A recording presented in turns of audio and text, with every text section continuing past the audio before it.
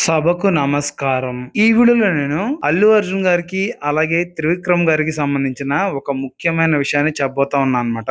ఇప్పుడు 'పుష్ప 2' తర్వాత అల్లు అర్జున్ గారు నటించబోయే సినిమా త్రివిక్రమ్ శ్రీనివాస్ గారిదే. ఆ సినిమా చాలా పెద్ద స్కేల్‌లో హారిక హాసిని వాళ్ళు నిర్మిస్తున్నారన్నమాట.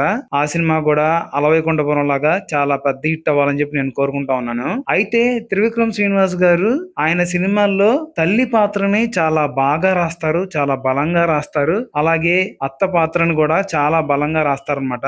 ఆయన ఆ 2 పాత్రలకి చాలా ప్రాధాన్యం ఇస్తారు. సినిమాల్లో వాటి మీద చాలా ఫోకస్ పెడతా ఉంటారనమాట.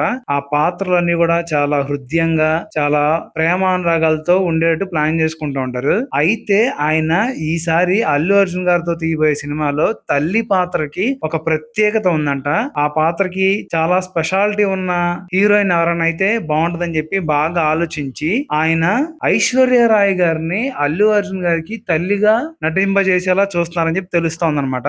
నిజంగా కూడా ఐశ్వర్య రాయ్ గారు అంటే మనందరికీ చాలా ఇష్టం. ఆవిడ చాలా బాగా నటిస్తారు. కాకపోతే హిందీలో బాగా పాపులర్. తెలుగులో ఓకే, ఎందుకంటే తెలుగులో ఆవిడ పెద్దగా సినిమాలు కూడా ఏమీ చేయలేదు అనమాట. పెద్దగా కాదు, అసలు చేయలేదు. ఎప్పుడో నాగార్జున గారితో సినిమాలు నటించారు. అంతకు ముందు జీన్స్ అనే డబ్బింగ్ సినిమాలు నటించారు. అంతేగాని తెలుగులో పెద్దగా ఏం చేయలేదు. అల్లు అర్జున్ కి అమ్మ క్యారెక్టర్ నటించడం అంటే మాత్రం నిజంగా అదొక పెద్ద అద్భుతమనే చెప్పొచ్చు అనమాట. త్రివిక్రమ్ గారు ఆ పాత్రని ఎంత బాగా రాయకపోతే ఐశ్వర్య రాయ్ గారి లాంటి నటిని తీసుకొస్తున్నారో మనం ఊహించొచ్చు. నిజంగా 'అలవైకుంఠపురంలో' టబు గారి లాగే ఈ సినిమాలో ఐశ్వర్య రాయ్ గారు కూడా చాలా గొప్ప పాత్ర చేయబోతున్నారని చెప్పి నాకు అనిపిస్తా ఉందన్నమాట.